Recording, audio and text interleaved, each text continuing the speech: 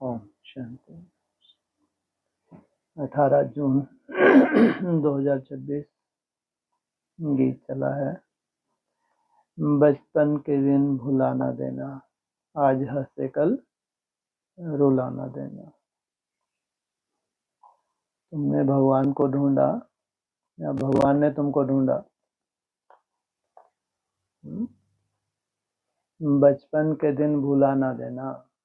कैसा था बचपन? तुमने ढूंढा या भगवान ने तुमको ढूंढा? भगवान ने।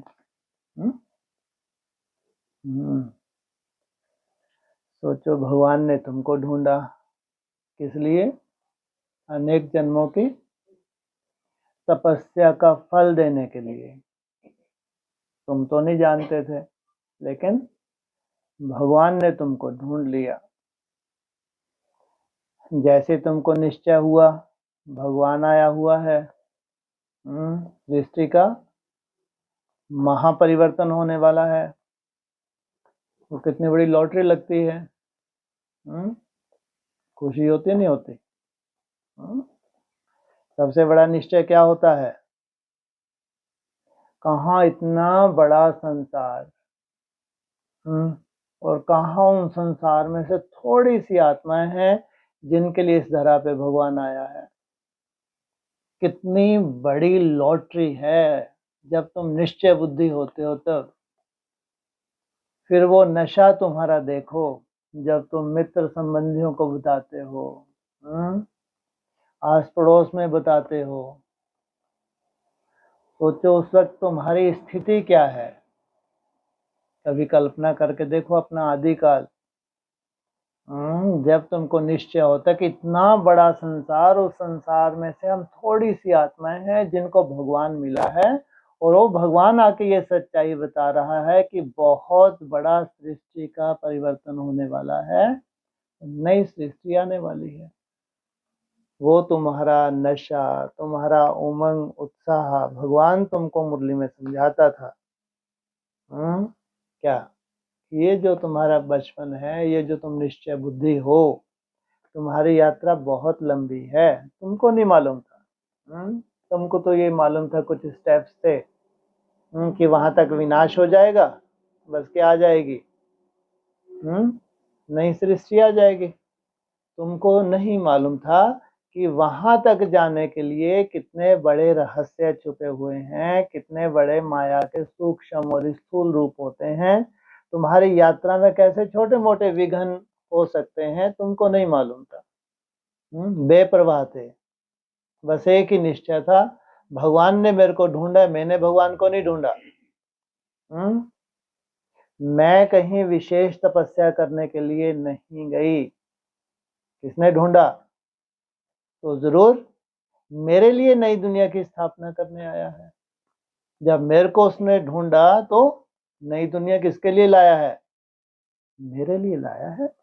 इसलिए मुरली में बाबा ने एक लाइन अक्सर बोली है, कि जो तुमको निश्चय होता है, जब तुम अपनी मंजिल पे चलते हो तो बीच बीच में माया आती है। माया नहीं आती ऐसा नहीं है, लेकिन उस वक्त जब तुम चौथी अवस्था में जाते हो तो क्या होता है? उस वक्त चौथी अवस्था का भी कोई विशेष ज्ञान नहीं होता। चौथी अवस्था कब होती है? कौन सी अवस्था कहलाती है? कहते हैं नियम है सृष्टि का, कोई भी चीज है उनको 4 अवस्थाओं से गुजरना ही गुजरना है। ऐसे हमारी अवस्था को भी 4 अवस्थाओं से गुजरना ही होता है। तो जब 4 अवस्थाओं से गुजरती है, तो जब अंतिम स्टेज हमारी होती है, जब आदि होनी होती है, तो फिर क्या होता है? वो बचपन का उमंग, उत्साह सब क्या हो जाता है? गायब। बहुत से बड़े बड़े निश्चय बुद्धि भी अनिश्चय बुद्धि बन जाते हैं, बड़े बड़े। इसलिए बाबा ये गीत अक्सर याद दिलाते हैं कि बचपन के दिन भुलाना देना। अगर तुमको सात्विक अवस्था में, सतो प्रधान अवस्था में ये निश्चय हुआ, भगवान आया हुआ है, तो तुम्हारी यात्रा में विघ्न तो आएंगे, लेकिन तुम्हारा निश्चय कभी डगमग ना हो। उससे क्या होगा? निश्चय डगमग हुआ, निश्चय बुद्धि बने तो यात्रा रुक गई। जो उमंग उत्साह था तुम्हारा, वो उमंग सा गाय तुम कैसा जीवन हो गया, जैसा लौकिक दुनिया का जीवन है वैसे ही तुम्हारा जीवन हो गया। कहाँ भगवान जिनको मिले, कल्पना करके देखो, जिनको भगवान मिले, जिनको ये निश्चय हो जाए भगवान हमको मिला है, उनका भविष्य अगर निश्चय बुद्धि है तो साधारण होगा। इसलिए अक्सर हंसते थे हमारे ऊपर। जब भी हम अपने मित्र संबंधियों को बोलते होंगे, नहीं बोलते होंगे, अभी भी बोलते हैं, तो क्या करते हैं, वो हंसते हैं, इनसे मिलो, ये क्या बनने जा रहे हैं, देवी देवता बनने जा रहे हैं। ये बता रहे हैं इनके लिए नई सृष्टि स्थापन करने भगवान आया हुआ है। ये हमको बता रहे हैं कि सृष्टि विनाश होने वाली है। कोई यकीन करता है? वो कितनी बड़ी बड़ी बातें बोलते हो तुम, निश्चय के आधार से बोलते हो कि भगवान ने तुमको चुना, इसलिए तुम्हारी अनेक जन्मों की भक्ति का फल था। फिर विधाता जानता था कि अभी तुमको क्या करना है, वो प्रैक्टिकल जो तुम्हारी स्टेज है जिस लिए मैं आया हूँ, वो प्रैक्टिकल स्टेज धारण करने के लिए उतार चढ़ाव आएंगे, अप डाउन होगा। तो जब अप डाउन हो तो उस वक्त क्या करें, निश्चय बुद्धि बने रहें। इसलिए अक्सर बाबा बोलते थे, अक्सर, कि जब भी तुम याद करते हो तो कौन सी शूटिंग होती है, सतयुग त्रेता की। और जब तुम भूले हुए हो, लौकिक दुनिया की तरह रह रहे हो, तो कौन सी शूटिंग होती है, द्वापर और कलयुग की होती है। इसलिए कितना बड़ा चांस है, कौन सा, कि सदा हमारी कैसी अवस्था बनी रहे, तो जो स्वर्ग की अवस्था, अगर निश्चय बुद्धि है तो उसको क्या कहेंगे, सदा ही कौन सी अवस्था बनी हुई है, स्वर्ग की अवस्था बनी हुई है। इसलिए बाबा वो सात्विक दिनों की याद दिलाते हैं कि जब सतो प्रधान अवस्था में बाप के ऊपर निश्चय होता है।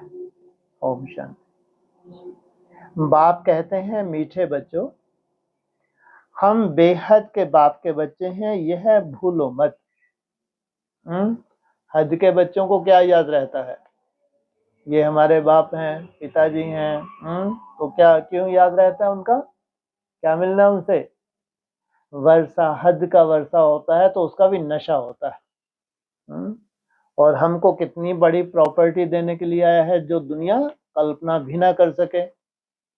और तुम कम से कम जितने सात्विक बुद्धि होते जाते हो, तुम वो कल्पना तो कम से कम कर सकते हो जो भगवान तुम्हारे लिए बड़ी से बड़ी प्रॉपर्टी लेकर आया है। कौन सी है, बेहद की प्रॉपर्टी, बेहद का बाप है, सुख का सागर है, शांति का सागर, जहां सुख का नामो निशान दुनिया में नहीं रहने वाला है, जहां दुनिया में शांति का नामो निशान नहीं रहने वाला है, वो सुख का सागर है तुम्हारा बाप है, वो शांति का सागर है तुम्हारा बाप है, वो आनंद का सागर है तुम्हारा बाप है, प्रेम का सागर है, पवित्रता का सागर है। सोचो, ये बेहद का बाप है और बेहद की प्रॉपर्टी, बेहद का वर्षा तुम्हारे लिए लाए हैं। तो यह भूलो मत, यह भूले तो अपने को रुला देंगे। जब जब बाप भूलेगा, बाप का वर्षा भूलेगा, तो माया क्या करेगी, तुमको रुलाएगी। छी दुनिया में बुद्धि चली जाएगी। जिस मोह माया से भगवान तुमको दूर करने आया है, फिर क्या करेगी बुद्धि, बार बार उसी मोह माया में चले जाएगी। बाप की याद रहने से अतीन्द्रिय सुख भासता है। याद में हम अव्यक्त होते हैं, शरीर को भूले हुए होते हैं, तो वो कौन सी अवस्था कहलाती है, इंद्रियों के पार की अवस्था कहलाती है। तो वो प्रैक्टिस करते करते हम कहाँ चले जाते हैं, इंद्रियों के पार का सुख। वह सुख बाप को भूल जाने से गुम हो जाएगा। अगर अतीन्द्रिय सुख शुरू भी हुआ है, जिसकी पराकाष्ठा में जाना होता है, तो वह सुख भूल जाने से क्या होता है, बाप को भूल जाने से वह सुख की अनुभूति भी खत्म हो जाती है। हरदम याद रहना चाहिए कि हम बाबा के बच्चे हैं, नहीं तो अपने को रुला देंगे। इसलिए गीता में क्या कहते हैं, मनुष्य आत्मा खुद ही अपना मित्र है, खुद ही अपना शत्रु है। रुला देंगे। माना खुद ने खुद को रुलाया, कब? जब बाप को भूले। सब भगवान के बच्चे हैं, सब कहते हैं हे बाबा, हे परमपिता परमात्मा रक्षा करो। आते भी कब हैं? एकदम कलयुग के अंत में सबकी रक्षा करने के लिए आते हैं। या बस तुम्हारी रक्षा करने आए हैं? सबकी रक्षा। हाँ, विधि क्या है वो बात अलग है। जितना देह अभिमान है उतना वो रक्षा का भगवान तो अपनी तरह से रक्षा करेगा ही करेगा, लेकिन हमको वो रक्षा होना पसंद न आवे ना आवे वो बात अलग, लेकिन सबके लिए आया है तो सबकी क्या करेगा? रक्षा करेगा। परंतु बाप से रक्षा कब होती है यह किसको भी पता नहीं। बुलाते तो हैं, पुकारते तो हैं, लेकिन कैसे और कब होती है कोई भी जानते नहीं। साधु संत आदि कोई भी नहीं जानते कि बाप से हमको मुक्ति, जीवन मुक्ति कब मिलनी है, क्योंकि भगवान को ही कन कन में कह दिया है। तो जरूर कोई समय है जब वो आते हैं, सबको क्या देते हैं? मुक्ति और जीवन मुक्ति। तो सबसे बड़ी भूल इन्होंने कौन सी कर दी? भगवान को कहाँ ठोक दिया? सर्वव्यापी कर दिया। अब तुम बच्चे बेहद के बाप को जान गए हो। मोस्ट बिलेव्ड बाप है, उससे प्यारी वस्तु और कोई होती नहीं। ऐसे बाप को ना जानना बड़ी भारी भूल है। वाह! ये भारी भूल करोड़ों आत्मा से हुई है, तो उसको भारी भूल क्यों कहेंगे? अरे तुम उनको सुनाते हो, वो सुनना ही नहीं चाहते, इधर सुन के जैसा निकाल देते हैं, वो बड़ी भारी भूल हो गई क्या? है? उसको बड़ी भारी भूल कहेंगे? इसका मतलब क्या है? क्या कहना चाहते हैं? जिन्होंने पहचाना, हाँ, वो इग्नोर कर दे तो छोटी मोटी भूल नहीं, बहुत बड़ी भूल कर रहे हैं। छोटी मोटी नहीं, इसलिए बहुत बड़ी। उनको तो बेचारों को पहचान ही नहीं है। वो तो ज्यादा से ज्यादा क्या करेंगे? कौन से आंसू बताया मुरली में? पश्चाताप के आंसू। और तुमने बहुत बड़ी भूल कर दी भगवान का बनके अनिश्चय बुद्धि बनना। तो कौन से आंसू बताया मुरली में? खून के आंसू। ऐसे बाप को ना जानना बड़ी भारी भूल है। शिव जयंती क्यों मनाते हैं? वह कौन है? क्या वह बिंदी है? उससे कोई रचना आएगी? शिव जयंती, जयंती अर्थात जन्म। और सोचो वैसा ही तुम्हारा जन्म हो, जैसा उसका जन्म होता है वैसा ही योग बल से तुम्हारा जन्म हो। सोचो कितनी बड़ी बात है। तो वह कौन है यह भी कोई नहीं जानते। तुम्हारा जन्म कैसा होता है शिव जयंती के साथ जब तुम मनाते हो तब? जी हाँ, जब तुम बाप समान निराकारी स्टेज धारण करते हो, यह भी कोई नहीं जानते। बाप कहते हैं तुम कितने बेसमझ बन गए हो। किनको बोल रहे हैं?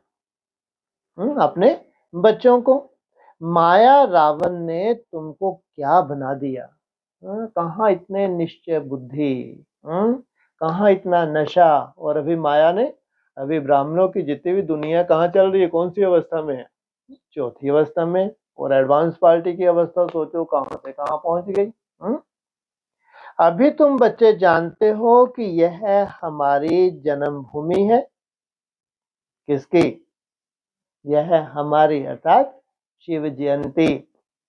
मैं हर 5000 वर्ष के बाद आता हूं। वह फिर कह देते 40,000 वर्ष के बाद जब यह कलयुग पूरा होगा तब आएंगे। क्या? कहाँ 5000 वर्ष, कहाँ 40,000 वर्ष? कितने गुना? 8 गुना। उसकी शूटिंग कहाँ होती है? संगम युग पे। तो 8 गुना कभी जोड़ के देखा है? कितने वर्ष होते हैं? जी 112। तो 40,000 वर्ष के बाद जब यह कलयुग पूरा होगा तब आएंगे। चित्र भी दिखाया जाता है त्रिमूर्ति का। त्रिमूर्ति मार्ग नाम भी रखा है, परंतु तीन मूर्ति ब्रह्मा विष्णु शंकर को कोई नहीं जानते। ब्रह्मा क्या करके गया, विष्णु और शंकर क्या करते हैं, कहाँ रहते हैं, कुछ भी नहीं जानते। करना धरना कहाँ होता है, साकार सृष्टि में। रहते कहाँ है, सूक्ष्म वतन में, कोई भी नहीं जानते। बिल्कुल ही घोर अंधियारे में है। इसका मतलब अगर तुम सूक्ष्म वतन के रहस्य जान गए, यहां त्रिमूर्ति को तुमने जान लिया, तो तुम घोर अंधकार में नहीं हो। बाप है रचयिता। उनकी यह कितनी बड़ी रचना है, कितना बेहद का नाटक है। इसमें बेहद के मनुष्य रहते हैं, वो हैं हद के मनुष्य। कितने हैं, 800 करोड़, वो हैं हद के मनुष्य। और इसमें बेहद के मनुष्य क्या हैं, हैं जी, हैं? बेहद के मनुष्य क्या हैं, कितने वैल्यूबल हैं, किसकी निगाह में, बाप की निगाह। इनको टाइटल क्या मिलता है, बेहद के मनुष्य को कहते हैं देवी देवता। उससे भी ऊपर कौन सा टाइटल मिलता है इनको, है मनुष्य की तरह ही। ऐसा नहीं कि दो आंख नहीं होगी, दो कान नहीं होंगे, नैन नक्श कैसे होंगे, लेकिन वो बेहद के मनुष्य होंगे कैसे। उनको कहेंगे भगवान भगवती, या उनको कहेंगे देवी देवता। सोचो, जब देवी देवता भी कहते हैं, बताते हैं भगवान बनाने आया है, तो ऊपर से नीचे तक देखते हैं, क्या कहते हैं, ये सरक गए। तो इसमें बेहद के मनुष्य रहते हैं। आज से 5000 वर्ष पहले जब सतयुग था, भारत में जब इन लक्ष्मी नारायण का राज था, तो और कोई राज नहीं था। तो जितने भी रह रहे थे वो कैसे थे, उनको कहेंगे बेहद के मनुष्य। भगवती श्री लक्ष्मी, भगवान श्री नारायण को कहा जाता है।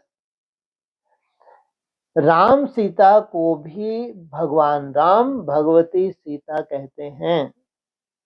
अब यह भगवान नारायण, भगवती लक्ष्मी कहां से आए, कहां से आए भाई, ये भगवान लक्ष्मी भगवान नारायण कहां से आए, बोलो। संगम युग आए कहां से, संगम युग है भगवान ने बनाया, आए कहां, ऊपर से टपक पड़े क्या।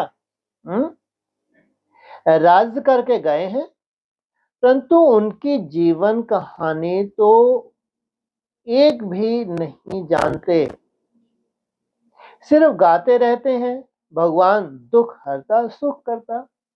तो उनकी जीवन कहानी अगर जाननी हो तो किनके थ्रू जाने, हैं 800 करोड़ बच्चों के द्वारा। ऊपर क्या बताया,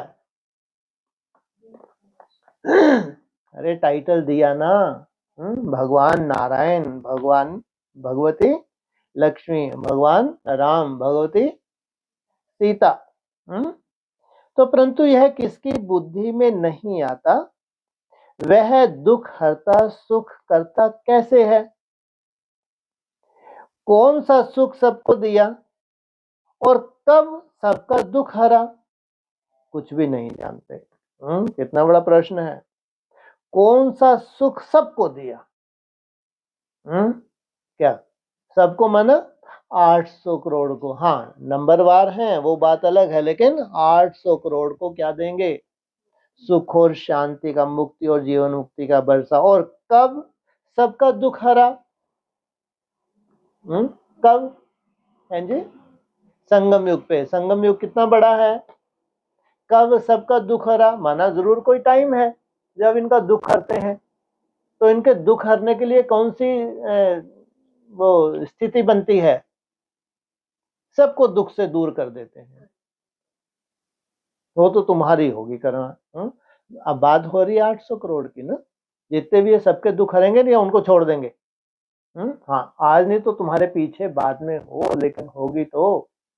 इसलिए कहते हैं वो एक बड़ा ऑपरेशन है। बिल्कुल ये रूहानी डॉक्टर है। जैसे डॉक्टर है, कोई भी पेशेंट चाहता है ऑपरेशन हो? कोई पेशेंट नहीं चाहता, लेकिन डॉक्टर जानता है इसको लंबी आयु का आधार क्या है? ऑपरेशन। तो वो ऑपरेशन कर देता है, तो उससे क्या हो जाता है? हाँ, उसकी लंबी आयु हो जाती है। ऐसे आत्मा की भी लंबी आयु कौन सी? परम धाम जाना माना अपनी स्वयं स्थिति में जाना, इसलिए मूल घर के लिए याद दिलाते हैं। तो कुछ भी नहीं जानते। तुम बच्चे अभी यहाँ राजयोग सीख रहे हो भगवती लक्ष्मी भगवान नारायण बनने के लिए। ये है राजयोगी। क्या तुम बच्चे अभी राजयोग सीख रहे हो? कौन सा टाइटल लेने के लिए? भगवान और भगवती। जानते हैं भगवती सीता भगवान राम भी बनने का है। पहले लक्ष्मी नारायण, फिर बनने का है क्या? राम और सीता। 8 जन्म सतयुग के पूरे करके फिर राम सीता के राज्य में आने वाले हैं। 21 जन्म के लिए बेहद की राजाई तुम यहाँ स्थापन कर रहे हो। सतयुग के कितने जन्म? 8 जन्म। त्रेता के 12 जन्म। और ये वंडरफुल। तो 8 जन्म की शूटिंग भी कहाँ होती है? यही होती है। तुम भगवती भगवान स्वर्ग के मालिक बन रहे हो।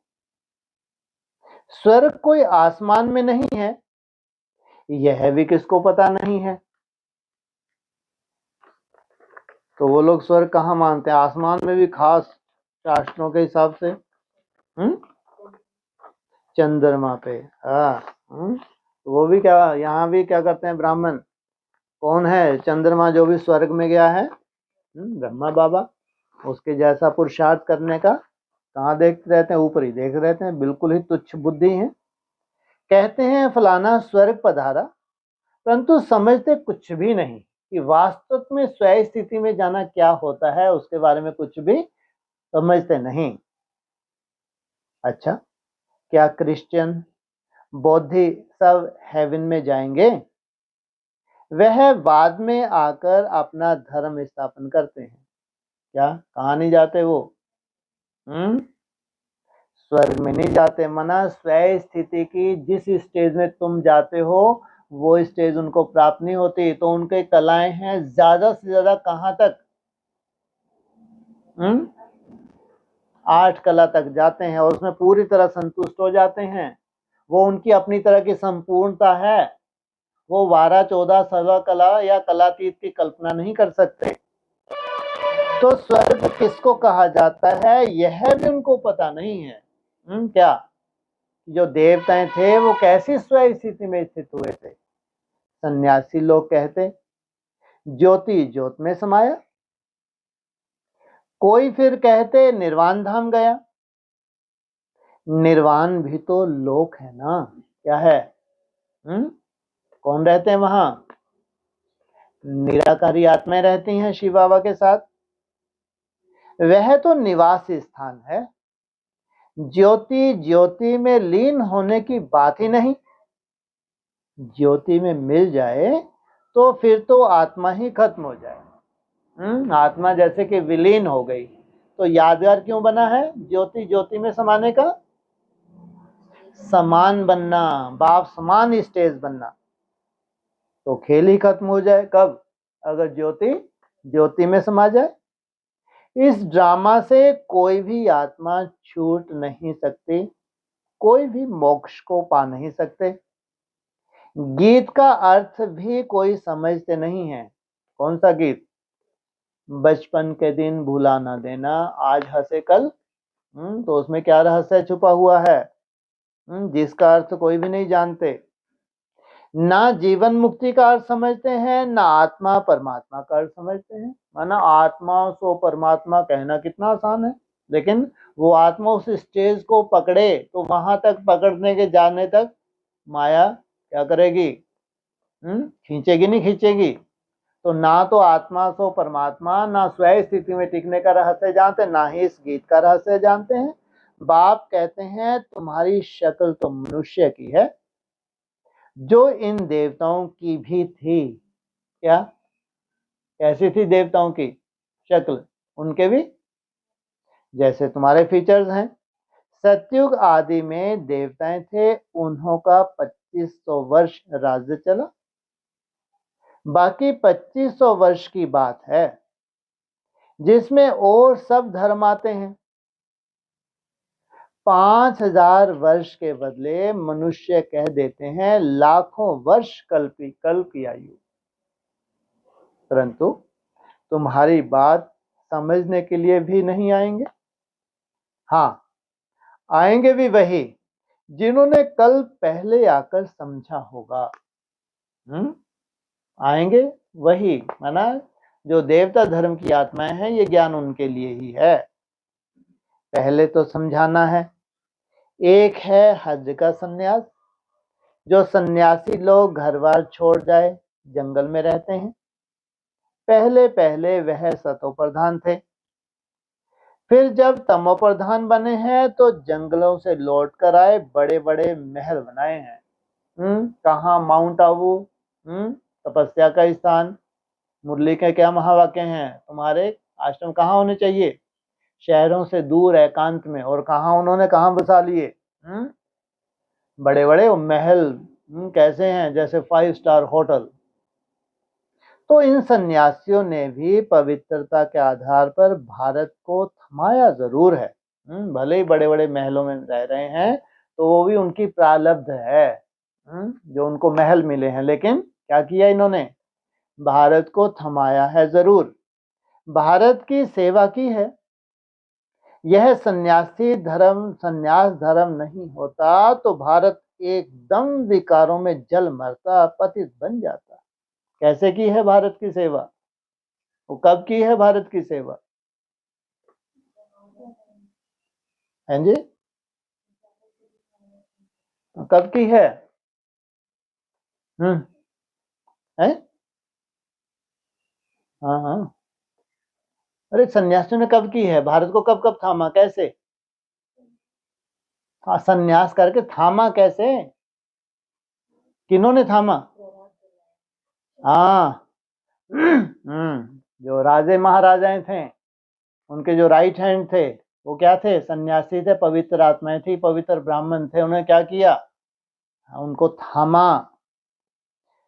तो यह भी ड्रामा बना हुआ है। उन्हों में पहले पवित्रता की ताकत थी जिससे भारत को थमाया। इन देवताओं का जब राज्य था तो भारत कितना साहूकार था।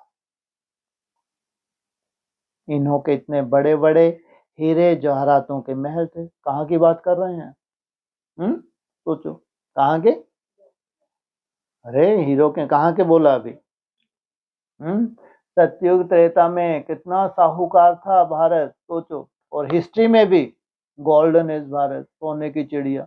तो कल्पना करके देखो तो सतयुग के आदि में कैसे होंगे। तो इसलिए कहा इन्हों के इतने बड़े बड़े हीरे जवाहरातों के महल थे, वह सब कहाँ गए? सब नीचे चले गए। सोचो कितना बड़ा अर्थक्वेक होता है। कितना बड़ा परिवर्तन होता है 2500 वर्ष के बाद। वैसे ही हिस्ट्री रिपीट होने जा रही है। माना ये ऐसा नहीं कि कोई पाप बहुत बढ़ गया, ये हो गया वो हो गया, ऐसी फालतू बातें हैं। क्योंकि अपनी धुरी पे जो घूम रहे हैं सब ग्रह हैं, उपग्रह हैं पृथ्वी, तो एक स्टेशन आती ही है। 2500 वर्ष के बाद एक ऐसी स्टेशन आती है कि इतना लावा है अंदर जो घूम रही है, तो प्लेट्स हैं, उसकी एक स्टेशन ही है। और कितने हेक्टेयर के भूकंप आएंगे अभी आगे चल के। तो कल्पना करके देखो, वो जो सतयुग त्रेता था वो मिलता ही नहीं। सोचो कहाँ धरती के अंदर समा गया। तो अभी भी बाबा कहते हैं ताश के पत्तों की तरह। क्या बोलते हैं? हाँ, ये एक स्टेशन है, इसको कोई टाल नहीं सकता। ये जितने भी हैं अंतरिक्ष में जो घूम रहे हैं, एक समय इनका आता ही है। तो वो था अर्ध विनाश, और अभी संपूर्ण विनाश। इसलिए मूल्य है ताश के पत्तों की तरह गिरती हैं ये बिल्डिंग। तो सब नीचे चले गए। लंका और द्वारिका के लिए कहते हैं समुद्र के नीचे चली गई। लंका कब थी? हैं जी? त्रेता के अंत में द्वारिका, अरे त्रेता का अंत द्वापरी तो हुआ। हाँ, कहाँ लंका कहाँ द्वारका, लेकिन दोनों ही रावण भी गयो तो राम भी गयो, समुद्र के नीचे चली गई, अभी तो है नहीं, सोने के महल आदि सब थे ना। जब मंदिरों आदि में हीरे जवाहरात लगा सकते हैं तो वहां क्या नहीं होगा। ये तो हिस्ट्री की बात है। सोचो कब लूटा इन्होंने, 1000 वर्ष पीछे की बात है। द्वापर में तो तुमने निर्माण किया, निर्माण के बाद कुछ तो सुख लोगे या लुटेरे तुरंत आ जाएंगे। है? हाँ, तुमने सोचो, कल्पना करके देखो, मंदिरों में ऊंटों पे भर भर के ले गए। कितना बाबा कहते अकीचार धन था, कल्पना करो। और फिर सतयुग त्रेता की कल्पना करके देखो, कितने तुम बच्चों को खुशी होनी चाहिए, बाबा फिर से आया हुआ है। कहते हैं बाप को याद करो, तुमको और कोई भी तकलीफ नहीं देते, एक ही तकलीफ देते, कौन सी? बाप को याद करो। याद एक को ही करना है जिससे विक्रम विनाश होंगे। बाकी अपना फर्ज निभाने के लिए कभी मना नहीं करते, याद एक को करो। परंतु वह भूल जाते हैं और देहधारी की याद आ जाती है। क्या याद करने बैठे हैं बाप को, और याद किसकी आ गई? देहधारी की। फिर क्या करना चाहिए? हाँ, फिर आएगी फिर करो, फिर आएगी फिर करो। देहधारी की याद से तो कुछ भी फायदा नहीं। बाप कहते हैं माम एकम, केवल एक मुझको याद करो। ये भी एक रेस है, जितना एकम होते जाते हैं उतना ही उस एक के करीब जा रहे हैं। किसी भी देहधारी को याद नहीं करो, अम्मा मरे तो भी हलवा खाना। एक बाप की याद से ही कमाई है। क्यों? आत्मा क्या है? अविनाशी है, शरीर का परिवर्तन किया है, इसलिए आत्मा के संस्कार भी अविनाशी हैं। हम शिव बाबा के बच्चे हैं, उनसे वर्षा लेना है। इस समय बाप को याद नहीं किया तो फिर बहुत पछताना पड़ेगा, रोना पड़ेगा। क्या? इस समय माना संगम युग है, अति में जा रहा है, अति में जाने के बाद याद से तुम्हारी सुरक्षा होती है, भूलने से क्या होता है? स्वयं का भी नुकसान होता है, और जिस वायुमंडल के द्वारा जिनकी सुरक्षा होनी है उनका भी नुकसान होता है, तो तुमको बहुत रोना पड़ता है।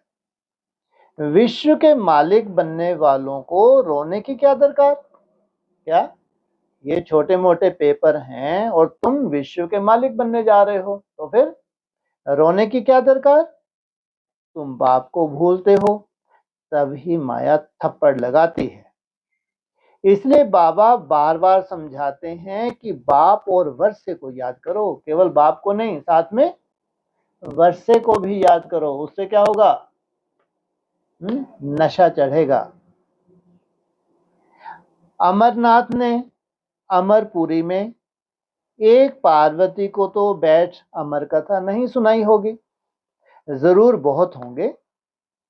जो भी मनुष्य मात्र हैं सबको बाप समझाते हैं कि अब पतित मत बनो, यह अंतिम जन्म पवित्र बनो।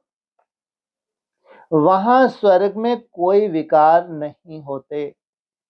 अगर वहां भी विकार होता तो फिर स्वर्ग और नरक में फर्क क्या हुआ? जो यहाँ दुख शांति है, यही दुख शांति वहां भी होती। देवी देवताओं की महिमा गाते हैं, सर्व गुण संपन्न, 16 कला संपूर्ण है। भगवान आकर भगवान भगवती ही बनाएंगे। क्या?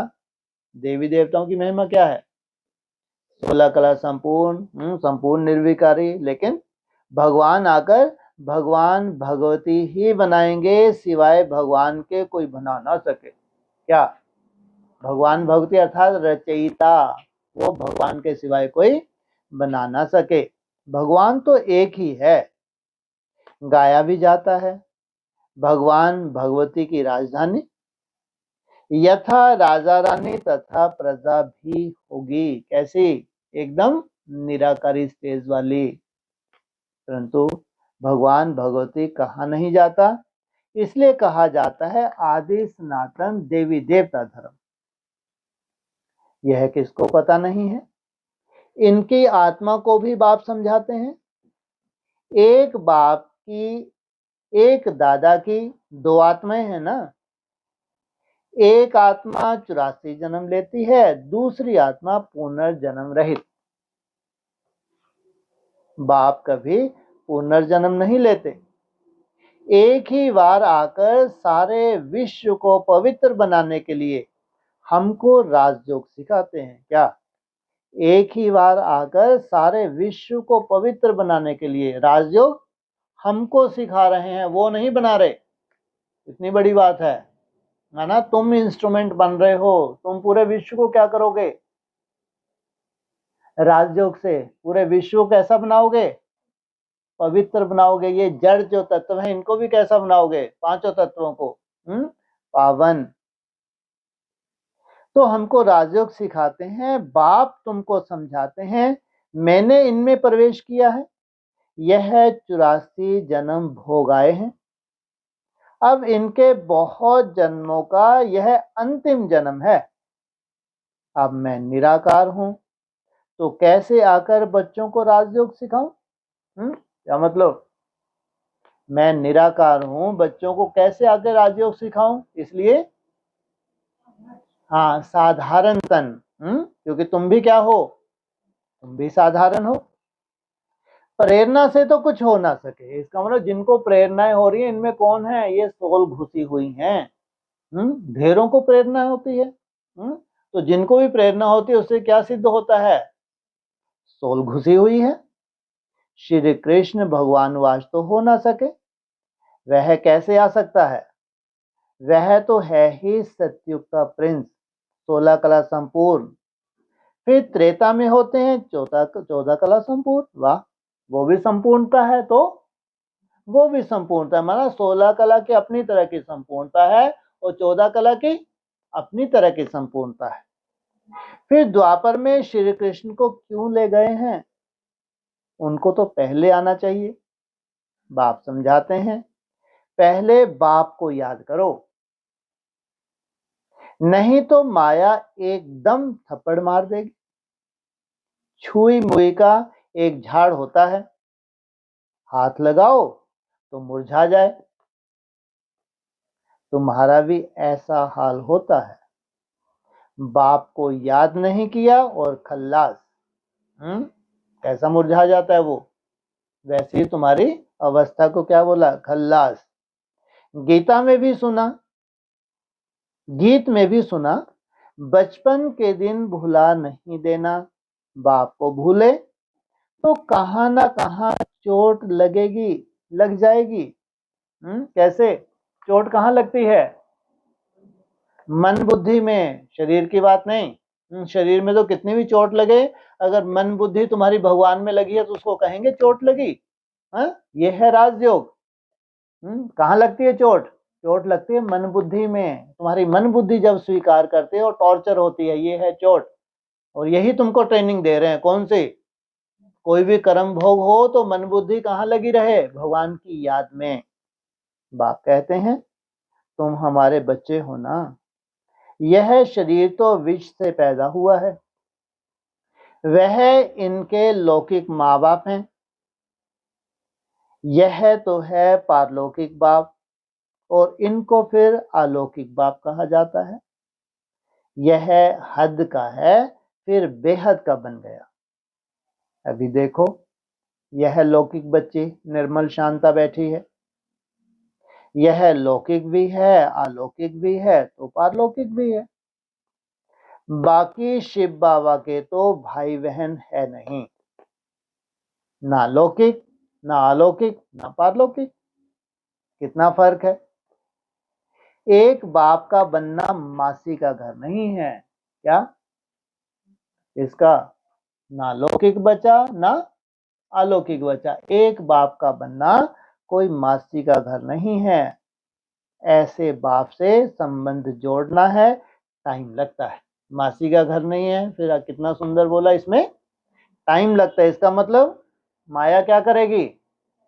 तोड़ेगी, तोड़ने की कोशिश करे, फिर तुम जोड़ो, फिर धीरे धीरे क्या होगा, टाइम लगता है लेकिन जुट ही जाएगा। शिव बाबा की याद में रहना बड़ी मेहनत है। कई 50 वर्ष से रहने वाले भी सारा दिन शिव बाबा को याद भी नहीं करते, ऐसे भी हैं। 50 वर्ष मुरली कब तक चली? 18 जनवरी 69 तक। तो सोचो 50 वर्ष वाले भी। इसका मतलब है जी, जो थे यज्ञ में पहले से जो थे, कई परिवार समर्पित हुए थे। इसलिए बोला परिवार समर्पित हुए थे। और सबको भूल एक को याद करना बहुत बहुत मेहनत है। कोई 1% याद करते, कोई 2%, कोई आधा % भी मुश्किल याद करते। वाह, 1%, 2% और आधा % भी मुश्किल याद करते हैं। यह बड़ी भारी मंजिल है। याद की परिभाषा जाननी है तो कहाँ जानो? नई दुनिया में। यह भारी मंजिल है। तो बाप समझाते हैं बचपन को नहीं भूलना। बाप से स्वर्ग का वर्षा मिलता है। तुम जानते हो हम जीते जी मरकर बाप के आकर बने हैं नई दुनिया में जाने के लिए। ये भी कंडीशन है क्या? जीना है, जो जीवन है, जो भी संबंध है उनको निभाना है, लेकिन मन बुद्धि से एक बाप दूसरा ना कोई। तो तुम्हें स्थायी खुशी रहनी चाहिए। ओहो, हम डबल सिरताज बनेंगे। मनुष्य थोड़े ही जानते हैं कि सतयुग में इन देवताओं को 16 कला संपूर्ण और 14 कला संपूर्ण क्यों कहते हैं। क्या इनको टाइटल दिया है भगवान का? तो ये संपूर्णता है, चाहे 14 कला की है चाहे 16 कला की है। तो यादगार कहाँ का है? संगम युग का है। इसलिए एक है पुरुषोत्तम और एक है मर्यादा पुरुषोत्तम। कितनी कलाएं कम हैं? 2 कला। कुछ भी नहीं जानते। यह भक्ति मार्ग के शास्त्र आदि फिर भी बनेंगे। यह हठ योग, तीर्थ यात्रा आदि सब फिर भी होंगे। परंतु इससे क्या होगा? क्या हेवन में जाएंगे? नहीं। बहुत रिद्धि सिद्धि से काम करते हैं। रिद्धि सिद्धि वाले बहुत हैं। हजारों मनुष्य उनके पिछाड़ी पड़ते रहते हैं। क्या रिद्धि सिद्धि के पिछाड़ी कितने? हजारों मनुष्य पड़ते रहते हैं। रिद्धि सिद्धि से बहुत घड़ियां आदि चीजें निकालते हैं। यह थोड़े ही समझते हैं, यह अल्पकाल के लिए सब है ना। बड़े से बड़े रिद्धि सिद्धि वाले भी, जो उनकी रिद्धि सिद्धि है, वो भी क्या हैं? अल्पकाल के लिए हैं। इसमें बहुत मेहनत करनी पड़ती है। यह रिद्धि सिद्धि आदि सीखने की भी किताब होती है। ये कोई बड़ी बात नहीं। अगर तुमको रिद्धि सिद्धि चाहिए तो किताबें हैं, तो उन किताबों को पढ़ो। उतने जितने भी करोड़ लाख जाप करते हैं, जाप करो, तो सिद्धि हो जाए, आनंद लो। और तुम्हारे पास राजयोग की मुसीबत, कहाँ उनकी रिद्धि सिद्धि से भगवान पूरे विश्व में चमक रहे, और कहाँ तुम्हारी सबसे बड़ी मुसीबत राजयोग सिद्ध होना। तो टाइम लगता नहीं लगता? और तुम्हारी सिद्धि कितनी बड़ी है भाई? अरे यहाँ कुछ तो बताओ। 5,000 और 5,000। यहाँ तुम्हारी सिद्धि कितनी बड़ी है? क्या है उसमें? है कुछ अंदर तक झांक के देखते हो? इसलिए तुम्हारी सिद्धि प्रैक्टिकल है, एकदम साइंटिफिक है। मुंह के बक्के लगाने वाली नहीं है कि कोई सोल आ गई, तुम्हें सोल प्रवेश हो गई तो तुमने चमत्कार दिखाने के लिए। अल्पकाल है। जब वो सोल निकलेगी तो तुम वैसे के वैसे। और तुम्हारा राजयोग है प्रैक्टिकल। ये क्या है? साइंटिफिक कैसे है? ये है शून्य में जाना, निसंकल्प अवस्था में जाना। ये है प्रैक्टिकल। और जो तुम्हारी अवस्था बन गई उसको कोई छीन नहीं सकता। जितना तक सिद्धि स्वरूप बने हो, उससे डाउनफॉल नहीं। उससे कहां जाओगे? दिन प्रतिदिन एकाग्रता और ऊपर जाती है। तो किताब भी होती है। कितने लाखों मनुष्य उनके पिछाड़ी पड़ते हैं। क्या किताब पढ़ी, किताब से ढेर सारा जाप किया, सिद्धि मिली, तो लाखों मनुष्य उनके पिछाड़ी पड़े। तुम बच्चे जानते हो हमको बाबा से स्वर्ग का वर्षा मिलता है। तुम बच्चे जानते हो किताब विताब नहीं है, क्या है, स्वयं स्थिति में जाने का वर्षा, वो भी कैसा, नेचुरल। सोचो, नेचुरल, स्वयं स्थिति में तुम नेचुरल टिकने लगो, जैसे देहभान में तुम नेचुरल रहते हो, ऐसे स्वयं स्थिति में भी नेचुरल। अभी तो ऊपर से जाता है, आगे चल के इसका आनंद सबसे ज्यादा है। देखना आगे चल के जब तुम नेचुरल हो जाओगे तो इसका कितना आनंद है। तो इन आंखों से जो भी कुछ देखते हो वह नहीं रहेगा। नेचुरल कौन सा सुख लेना है, आत्मिक स्मृति में, स्मृति, और जो तुम देख रहे हो वो है देह से कनेक्टेड, इसलिए कुछ भी नहीं रहेगा। बाप समझाते हैं तुम अशरीरी आए थे, फिर शरीर 7 पार्ट बजाया। क्या थे तुम, अशरीरी थे, फिर शरीर का पार्ट बजाया। कितनी बड़ी सच्चाई है। पिछला जन्म याद करो, अरे एक आध तो याद कर लो अपने जन्म का साथी। माँ बाप होंगे, भाई बहन होंगे, बच्चे खच्चे होंगे, पोते धोते होंगे, एक आध तो याद कर लो। जैसे शरीर छोड़ोगे ये पूरी दुनिया बदल जाएगी। और कैसे फंसे हुए हैं, सोचो, कल्पना करो। जिस दिन हवा निकलेगी एक भी तुमको याद नहीं रहने वाला। जहां जाओगे वहां नई दुनिया हो गई।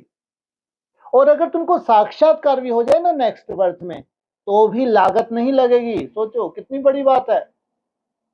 अगर इन देहधारियों का तुमको साक्षात्कार भी हो जाए ना, तो भी इनमें मोह जाने वाला नहीं है। क्यों? कि उनके चोले, या तुम्हारा चोला बदल गया या उनके चोले बदल गए। सोचो कितनी बड़ी अज्ञानता है, जिससे बाप क्या करते हैं, तुमको बाहर निकालते हैं।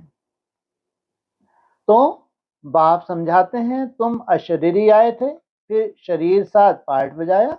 अगर 84 लाख का हिसाब किताब बताएं तो 12 मास लग जाएं। तो जरूर हिसाब किताब है किसका, 84 लाख का। और तुम्हारे हैं 84 जन्म, तो जरूर 1-1 लाख योनिया का कोई हिसाब तो होगा ना। और सबसे श्रेष्ठ योनि होगी तो सतो प्रधान होगी।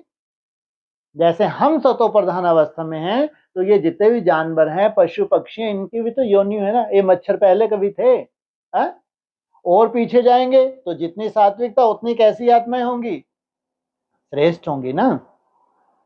तो 12 मास लग जाएं, हो ही नहीं सकता। 84 जन्मों का हिसाब किताब बताना तो बिल्कुल सहज है। कितने सेकंड लगते हैं, 8, 12, 21, 42 हो गया। तुम 84 का चक्कर लगाते रहते हो। सूर्यवंशी हैं तो चंद्रवंशी नहीं। सूर्यवंशी घुराना पूरा हुआ, फिर चंद्रवंशी बने।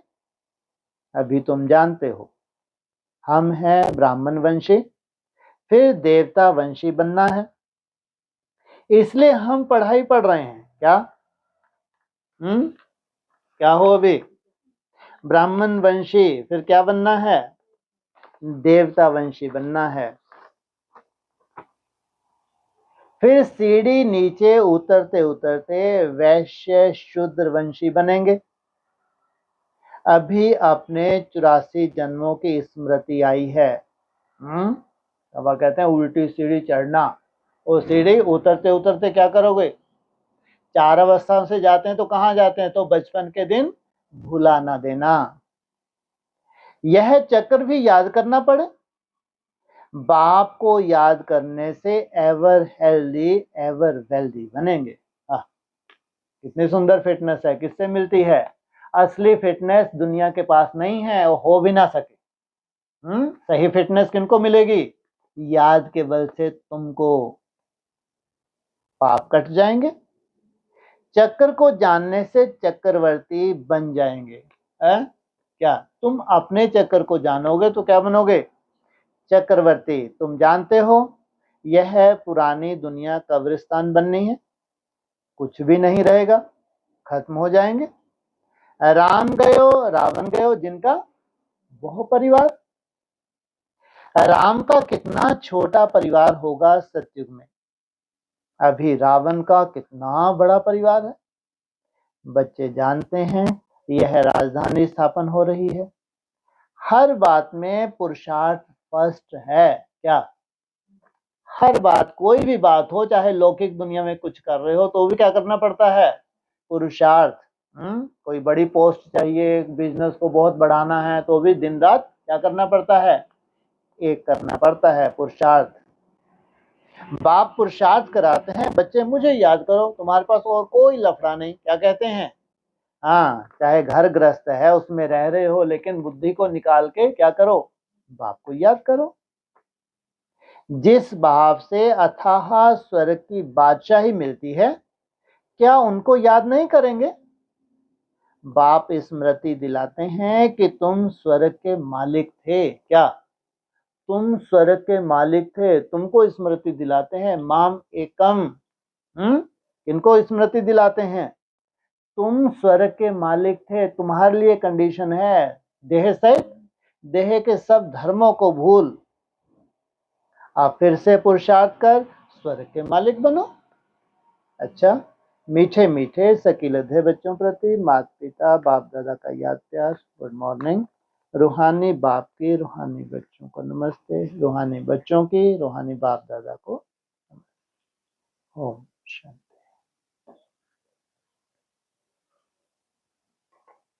हाँ जी,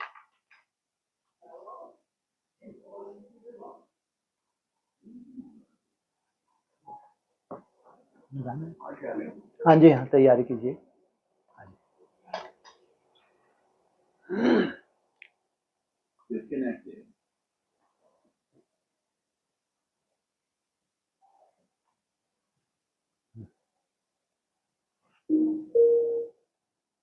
ऑनलाइन है कोई?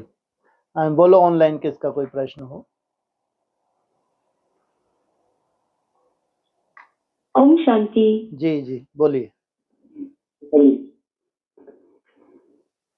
तो सबसे पहले भाई सब, जो 84 जन्मों की बात आज बाबा कहते हैं, अपने 84 जन्मों की स्मृति आई है, और ये राज जो हम समझ रहे हैं अभी, हाँ जी, जो आपने समझाया, और एक बार दिल्ली में आया था गेस्ट हाउस वाली बात, हाँ जी, यानी कि सूक्ष्म वतन में। ठीक है। हाँ जी, हाँ तो उसे भी जन्म कहेंगे, क्योंकि उस दिन ये आया था कि सूक्ष्म वतन में कोई पाठ नहीं होता। ठीक है। जब सूक्ष्म में कोई पार्ट नहीं होता तो किनका जिक्र करते हैं? अक्सर ब्रह्मा विष्णु शंकर का जिक्र करते हैं। जब भी मुरली में ध्यान देना चाहिए, मुरली में जब बात आएगी कि सूक्ष्म वतन में कोई पार्ट नहीं, तो बाबा क्या कहना चाहते हैं? ये है रंगमंच। तुम हो हीरो पार्टधारी। सूक्ष्म वतन में कोई पार्ट नहीं है, माना तुमको कहाँ पार्ट बजाना है? स्थूल साकार दुनिया में पार्ट बजाना है। तो जब भी पार्टधारी की बात आएगी तो ये रंगमंच किस लिए रचा है? कोई भी मूवी बनाई जाती है तो उसमें सब पार्टधारी होते हैं लेकिन वैल्यू किसकी होती है? हीरो पार्टधारी की। इसलिए बाबा क्या कहते हैं? तुम हो हीरो पार्टधारी। तो उस हिसाब से ये रंगमंच है, पार्ट तो बजाना पड़े। बाकी आती है सूक्ष्म वतन की बात, तो तुम्हारे लिए कोई जरूर पहले से तुम्हारा मंथन ऐसा क्यों चला? अगर तुम्हारा पहले मंथन चला जो किसी का नहीं चलता, कि कहीं से भी तुमको समझ में ही नहीं आता कि 42 जन्म लेना कितनी बड़ी मुसीबत है। और कितने वर्ष में? केवल 1000-1200 वर्ष में। तो ये कितनी बड़ा सोचो सजा है। अगर तुम्हारा ये मंथन पहले से ही चलता था तो जरूर तुमको इसका क्या चाहिए? उत्तर चाहिए। तो उसका उत्तर तुमको क्या मिला? साकार मुरली में मिला। साकार में कौन कौन से 2 पॉइंट मिले? एक तो कुछ समय सूक्ष्म वतन में रुके। जब भी तुम शरीर छोड़ते हो कुछ समय सूक्ष्म वतन में जाते हो, तो ये मुरली में क्लियर किया। और दूसरा, तुम 84 जन्म तुम चढ़ते उतरते हो। हाँ, ब्रह्मा कुमारी कहेंगी चढ़ जाते हो सतयुग में, फिर उतर जाते हो। अरे यहाँ की बात है, तब की चढ़ना उतरना कहाँ है? द्वापर और कलयुग। तो चढ़ना माना, क्योंकि हिस्ट्री में है ये बातें, ऐसा नहीं कि कुछ नया है, हिस्ट्री में है, बहुतों के अनुभव हैं। लंबा समय के बाद वो क्या करते हैं? जन्म लेते हैं, जो श्रेष्ठ आत्माएं होती हैं। साधारण मनुष्य की बात नहीं, साधारण मनुष्य जैसे ही शरीर छोड़ेगा तो पहले से उसका क्या तैयार है, चोला तैयार है। इधर शरीर छोड़ा वहां जाके प्रवेश। लेकिन जो श्रेष्ठ आत्मा उनके अनुभव है हिस्ट्री में कि वो लंबे समय तक वो जन्म नहीं लेती हैं, तपस्या में ही रहती हैं सूक्ष्म शरीर के द्वारा, फिर वो लंबे समय के बाद जन्म लेती हैं, हिस्ट्री में है। और इसको बाबा ने साधारण भाषा में मुरली बोल दिया। कुछ समय क्या करो, कुछ समय तुम सूक्ष्म वतन में रुकते हो, फिर तुम चढ़ते हो उतरते हो। तो वो है तुम्हारा जैसे कि अविनाशी जन्म, वो भी जन्म है। वो कहां जाके जन्म लिया तुमने, वहां 3 हैं, क्या हैं, पुरियां। उन 3 पुरियों की अपनी अपनी कंडीशंस है, इसलिए तुम किसको नहीं जानते, लेकिन पुरुषार्थ वहां के लिए करते हो। हाँ, सूक्ष्म वतन में, लेकिन किसको जानते हो, परम धाम को तुम जानते हो।